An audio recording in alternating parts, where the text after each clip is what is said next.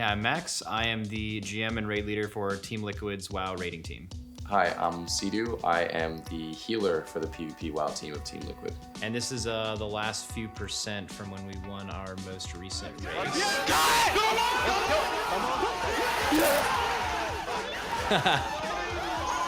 Oh my god, THD's pop-off is legendary. Oh yeah, that was hype. It's just like, there's no better feeling. I miss being able to celebrate with the team. You know, it's been so long that we've been at a live event. I remember seeing the clip, and I love seeing the emotion and the reaction stuff because you know I'm the same exact way. But like when you're in that moment, like there's just nothing else you can think of. Anything. You have to show the excitement. Like it's not even something you can think of. But yeah, that was definitely. I actually think about that. I thought about that before. Like I was like, man, like when we kill this boss, because when we woke up today, we knew we were gonna kill it. We knew we were gonna win. And I was like, man, I was thinking about the cool stuff I could do. Like, man, I should act like I don't even care. Like, like, oh, just like, let's go, or just say something funny, whatever. And then like in the moment, there's no, your mind is totally like none of that matters. It's just filled with just absolute like joy and happiness. Brain looking for the repent out of it. And the counter kidney, and he's done. Clone, but he's not going to be able to do it just yet. There's the gouge though, and the kidney shot comes through on Drake, and I think this could be it. Oh my lord! And then they full screen you before it's even over. I'm like, oh my god, like because they could have crossed. Like you see me like trying to like contain myself. Yeah. And they just didn't leave it. And that. then here it is. Here it is. They AFK out. Oh, I could not believe it this way. When he comes back, this is my second favorite part. My favorite part about this by far though is they say victory for Liquid for like 10 seconds. You don't even have to skip it, and they come back and somehow in this screen you like dual wield your kids. Look at this. Like, where did the kids come from? They were so happy. Oh my lord, yeah. Just out of nowhere. They were right there at my door. Like, yeah, but like to the viewer, it doesn't look like that. It looks like you spawned them just out of nowhere. You know, there's a lot of things that could have went differently in this series for them to have closed out this one. But you know, at the end of the day, we're just happy that we're able to say we got the win. And you know, I lost BlizzCon before when the enemy healer had that 2% HP. And I know how it feels. So to be on the other side of it this time and live at that 2% HP. Oh, it felt redeemed. Yes, I will take it. I will absolutely take it. When do you ever hear of the other person, and have you ever met?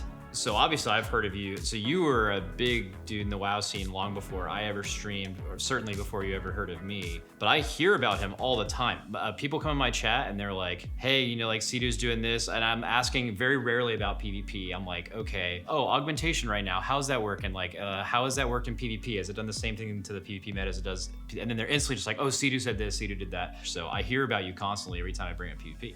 It's kind of similar for me, especially after tournaments. It's always like, hey, did you guys see Max's reaction to your win? You know, so people are always like, you know, they're definitely like joining us. And the first time I've heard of you obviously was from Trill, you know, before either of us were on Team Liquid. I knew that you were the head man in charge, but even before we were on the same team, you know, with being on a team with Trill, I was always like pretty invested in, you know, his success in the world first race because I wanted him to do well in every aspect that he was in. But and this is the first time we have ever met. You think we might have said what's up at like a BlizzCon like 6 years ago maybe? How did you start playing WoW? My introduction to WoW is actually kind of funny because my dad actually thought, you know, computers weren't meant for video games, so I wasn't actually allowed to play video games on the computer at least, and I would only play at my friend's house. I was actually super late to WoW. I think you played WoW a lot earlier than I did. I started playing casually at the end of Wrath, and then I started raiding like for real at the end of Kata. So I think it's so crazy. I say this now and I'm like, oh, I started late, because I remember when I started playing, everyone was like, oh dude, you're a Wrath baby, you're a Kata baby, whatever. But like, I know now when I tell people I started then, at least for the rest of my guildmates, they all just call me old, and they're like, yo, you've been playing this game for so long. And I'm bringing up like boss fights in Mob, which were amazing, and they're just like, imagine talking about Mob, and I'm just like, okay, whatever. But like, you started playing a lot before then, right? Yeah, I played in vanilla actually, pretty early in vanilla. I remember, you know, the expansions into Burning Crusade. I would have to get the game cards from GameStop in order to pay for game time and be at the midnight releases before it was all done online. Okay. Had all the 5 discs and whatnot. But what did you do before you were a professional WoW player? I've actually been fortunate enough to do this for a very long time. The first tournament I ever went to, I was 18 years old. You know, the flight to where I was going. It was Cologne, Germany, and that kind of made me really nervous because it was the first time I flew on my own. For some reason, my friends thought it was a great idea for me to watch the movie Taken before I went. I worked at a laptop refurbishing company. I delivered food for, a pretty nice restaurant. Fancy way of saying pizza delivery, I guess. But I always did tournaments, but tournaments wouldn't have been enough. So who really got me into streaming was Reckful. Shout out to Reckful, because I would have days where I was having a tough time, and he would, before hosting existed and rating existed, he would give me shout outs on stream and say, yo guys, go support my buddy Cdew, Thanks to lots of the people donating to Cdew, because that's making him stay awake. Don't ever stop. We need him to stay awake. And he was the one who really inspired me and convinced me that I was able to really do that full time. I went to music school and I sang professional chamber music for a few years. I worked other jobs. I worked as a systems engineer at a MSP. I, again, started playing in high school when I got into WoW, but it was never competitive. I probably started competitive rating-ish, top 50 world when I was in college.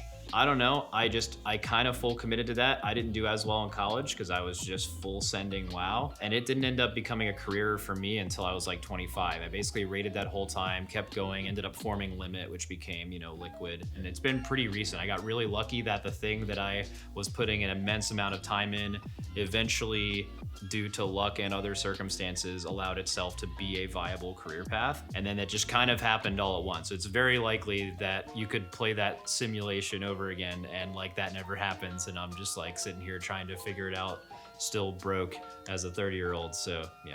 I mean, I just, to touch on what you said, I also think I got incredibly lucky. There's no doubt that we could put in hard work, but there's just no system in which you become a successful player or streamer, and a lot of it is right place, right time, and having those right connections. Yeah, 100%. How have weak auras over time affected competitive WoW? This is, I think, happened more recently to PvP as a new thing. They've been around forever in PvE. It's been back in the day, there was power auras, which were really, really bad weak auras.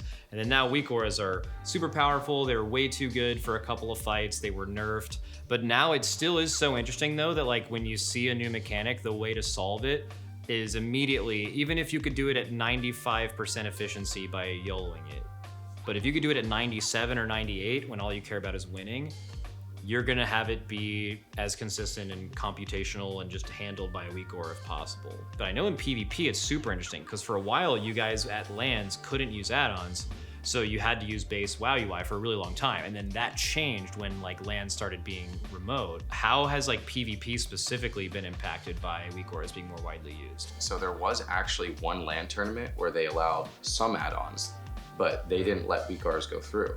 So if they ever decided, if LANs actually ever come back, would they let weak auras go through? Oh, interesting. Or would they keep them out of the question because they're insane? So people used to kind of make fun of people for using an add-on called Gladiator Losa. Have you ever heard of that? No. It's basically the OG version of weak auras, but people would get made fun of them for it. So it would just be enemy healer drinking.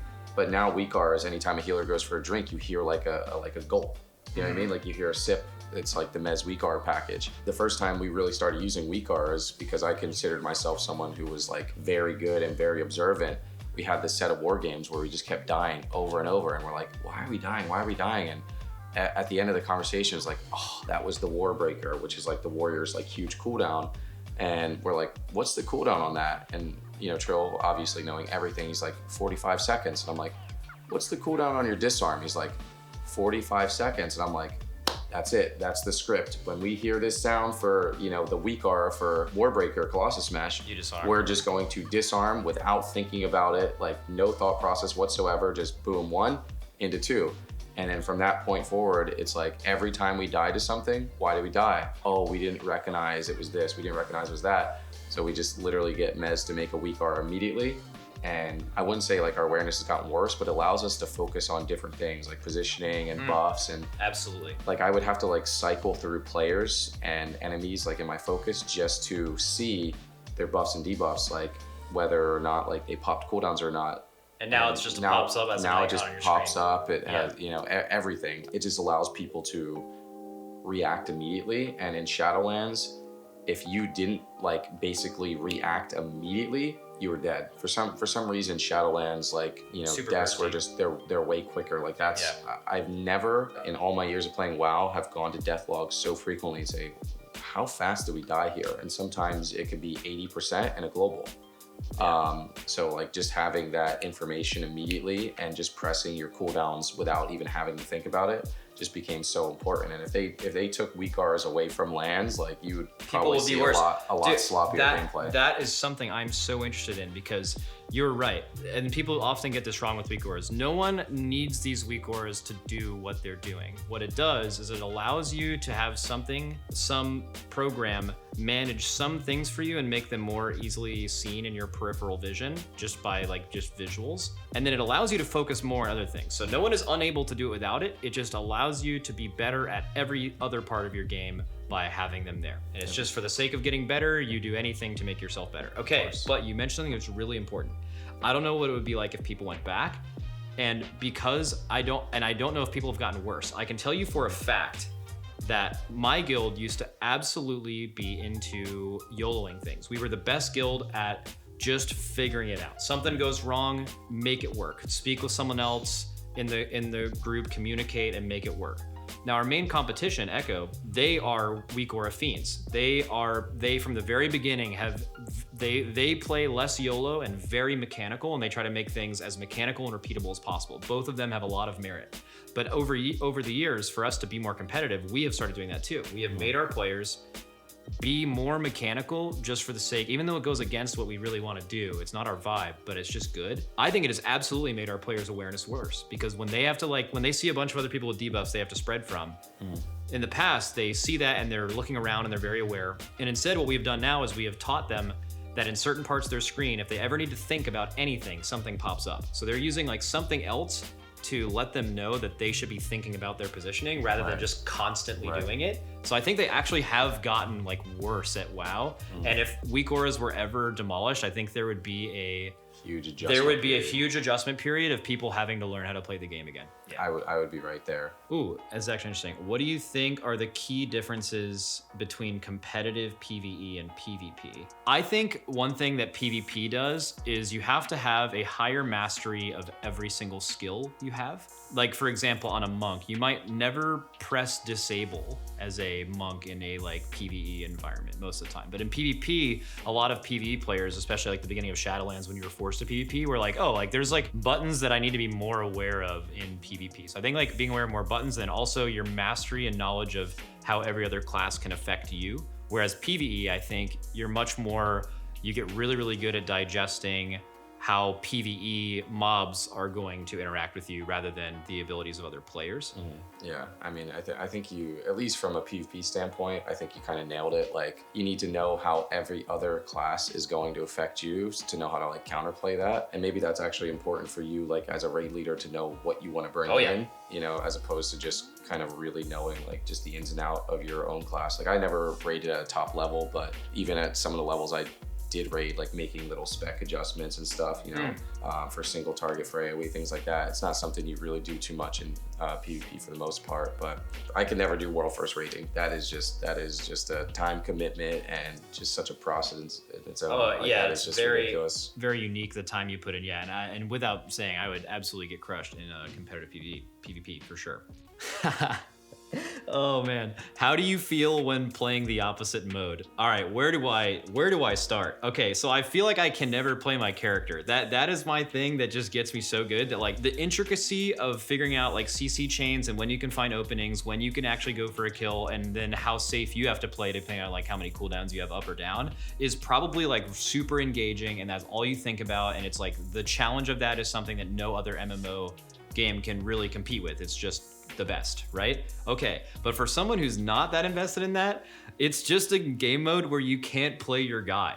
You're just constantly out of control of your character, and I feel helpless, and I don't care enough to try to get better at it. And I definitely have not looked forward to the few patches where actually, I'm sure you guys do look forward to it. I wonder if you guys feel like the patches where PvE players have to PvP, if it's just oh, this is nice. At the beginning of the season, we just get to slaughter these people that just want to get gear. So I guess I would feel out of place, certainly, but also I feel like I'm not playing Yeah, I mean, the funny thing is, even at the highest ratings, at the top caliber, I still feel that same exact thing sometimes from PvP or playing PvE. I feel like sometimes when I do Mythic Pluses and stuff like that, I just die. Not really sure why I died. It's weird because I could be really good at interrupting in PvP and things like that. But then when I go into a raid environment, it's like, you should kick that, you should do this, and it's just for some reason, I don't even think about it.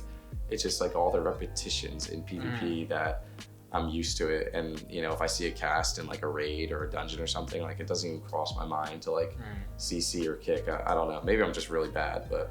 And then my least favorite thing of raiding, and we were having this conversation earlier, is when you have one of those people in your guild that make the same mistakes over and over. And I'm just not a very patient person, at least on the computer. I have my tolerance tested all day with children, and when I get on the computer, I want people to know what they're doing. I don't want to be in charge anymore. So when people are dying to the same stuff, I just want to Yeah, if it's of any consolation, his problem with the amount, you want to log in and you want all 20 people to be on the same page. The amount of guilds in the world that have 20 people or more that are at a similar skill level and then also want the same thing out of the game is almost impossible, probably because 20 is just an insane amount of people. But yeah, it's insanely hard to find and extremely frustrating to deal with that for sure. Do you envy that his team is smaller than your team?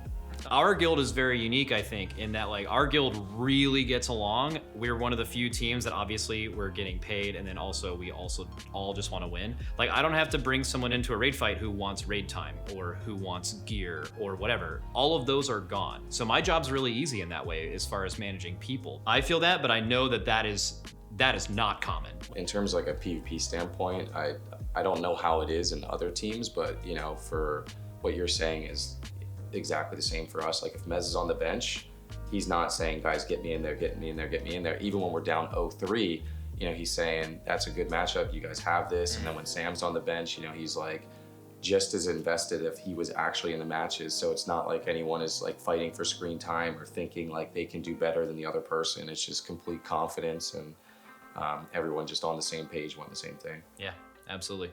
What do you think the biggest differences are between the PvE and PvP communities? I don't know if I know the answer to this. Well, here's one difference, and I know this for a fact because every time I do an interview, I look at my quote retweets, and it's all PvPers why is this PvE guy getting an interview?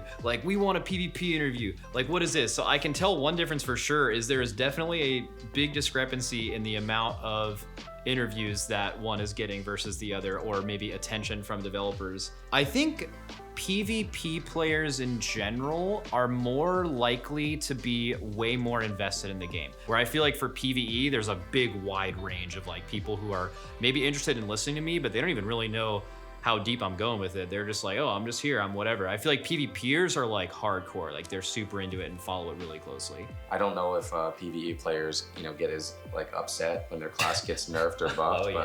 That's PvP, universal. Yeah, that's universal for sure. I think the logical way to nerf any class in PvE or PvP, if they're really, really strong, it's to consistently do small nerfs until they're in the right spot or maybe just slightly below.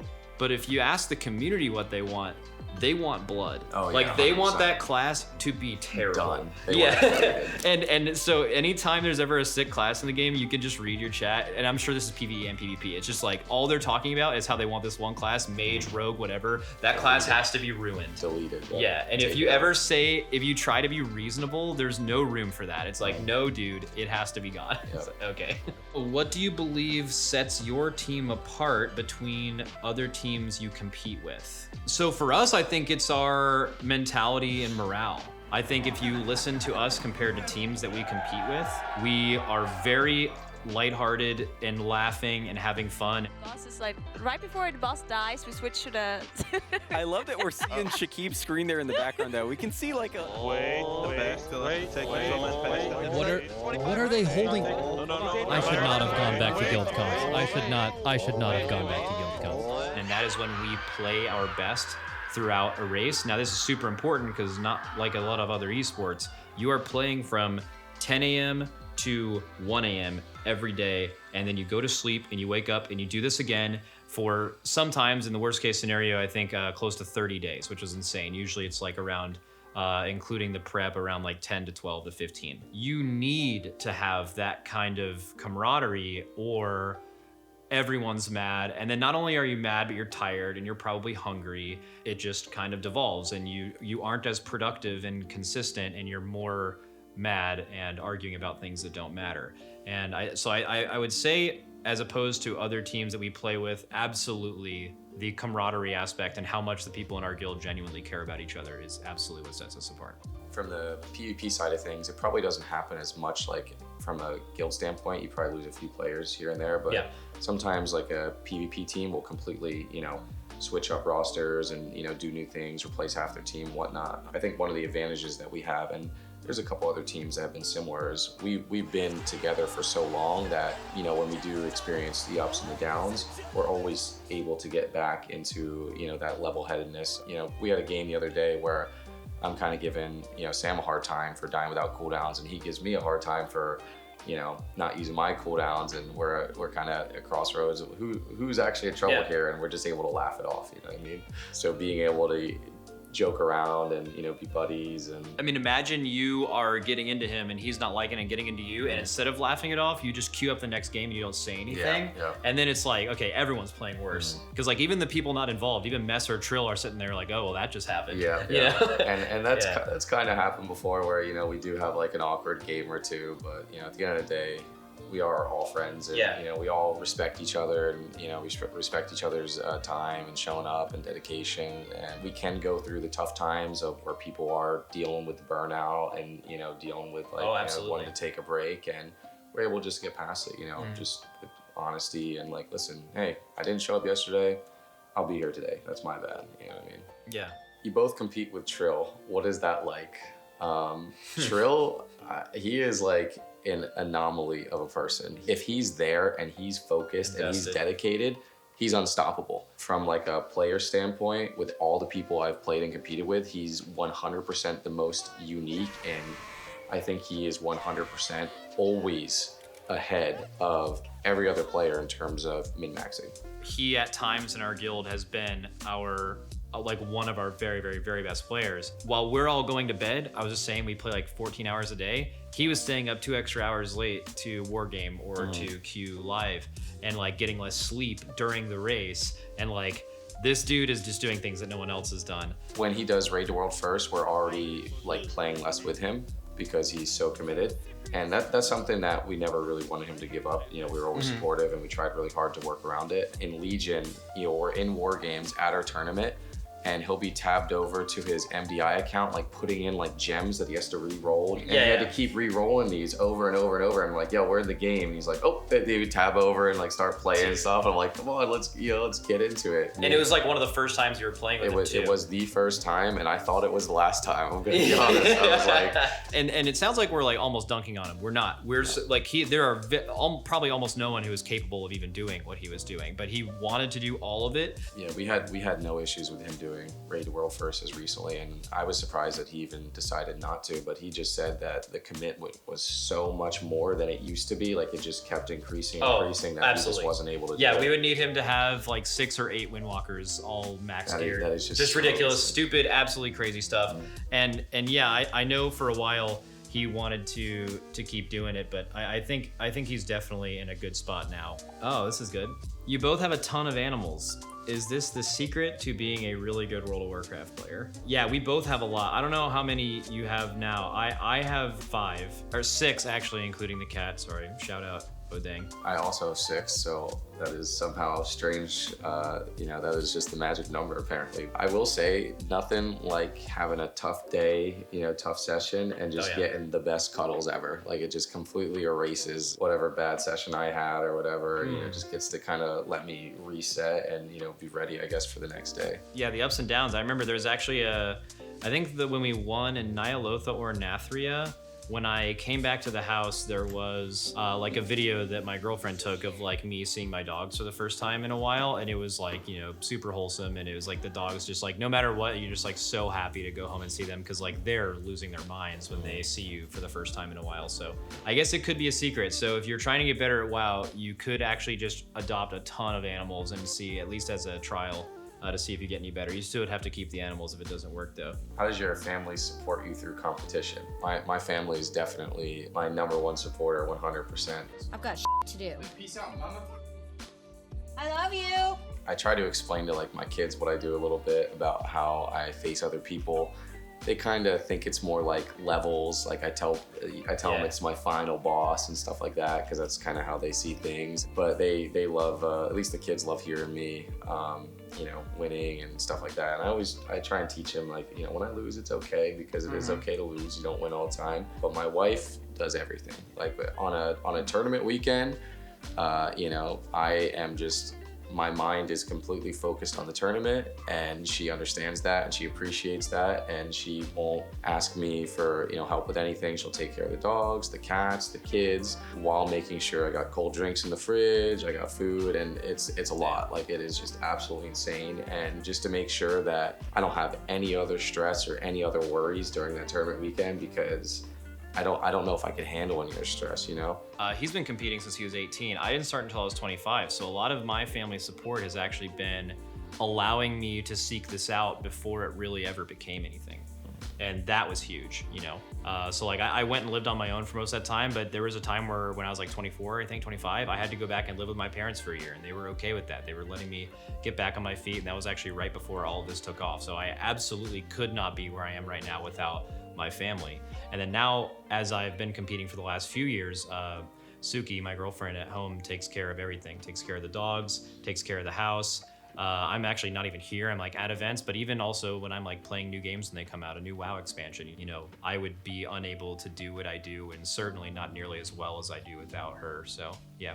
Yeah, I feel like for people that don't have like a spouse or something, it might be like, it might sound like not as impressive, but it is so impressive. Like, you know, especially when you're used to having help throughout a daily routine, and all of a sudden you don't have that help, you know, so. Do you think it's hard dating a professional WoW player? I think it's probably hard dating any streamer or person who is doing stuff online, because like it seems like you're able to handle things because you're at home, but you're really not. And like when you're off stream, a lot of times, at least for me, I'm spending that entire time still thinking about what I'm going to do on stream soon. So like I think streaming and as an esports professional, it's probably hard dating them, yeah, because they can be absent during certain times of the year. Yeah, from my point of view, my wife actually played WoW, so she kind of like at least understood. I don't know if I could imagine someone from like the outside world coming in and dating someone in the gaming world. I've actually done that. I've dated women in the past 5 years that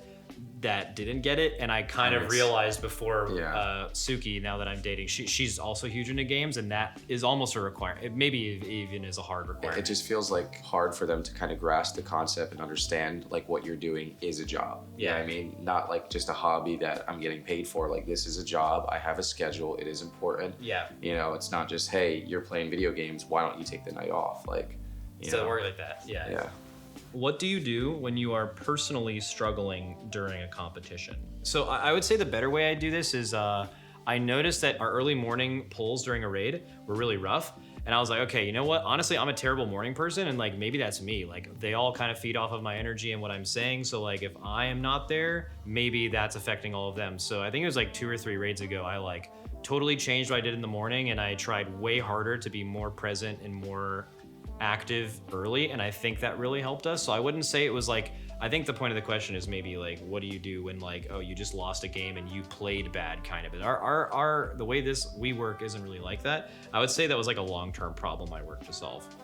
That's it's definitely interesting, because like I totally agree that if the energy or the vibe's not there, it is just completely different. And it sounds so crazy that like you think like someone having high energy or just like a positive vibe can actually impact it in performance, but it is so like important that I can't even begin to describe it. And sometimes, you know, I could be tired, or, you know, someone could have like a little bit of like frustration, and it completely impacts performance. But, you know, if we're having a tough time, it's a little bit different for the PvP side, because our tournament's going to be over 3 days or 2 days. You know, you're in the race in the long haul for a week or 2 or something like that. But sometimes leading up to a tournament, I'll be frustrated about like practice hours and, you know, stuff like that. I am just totally like last performance based. Like if we have a bad session, I'm like, oh my gosh, we're gonna lose. Then we could have a good session, oh my gosh, we're gonna win. But I mean, I just have every day, every night, it's just my wife is there for me to vent to. Like, you know, we had a tough night tonight, you know, we're doing awesome. So it's like the highs and the lows, I just kind of get those free therapy sessions. Yeah, no, wow. Yeah, shout out to the girlfriends and wives again. Yeah. Thanks everyone for watching. Shout out to our fans for supporting us all year round, and thank you Kingston for supplying us with the best technology for our competition. Thanks, and we'll see you for the next one.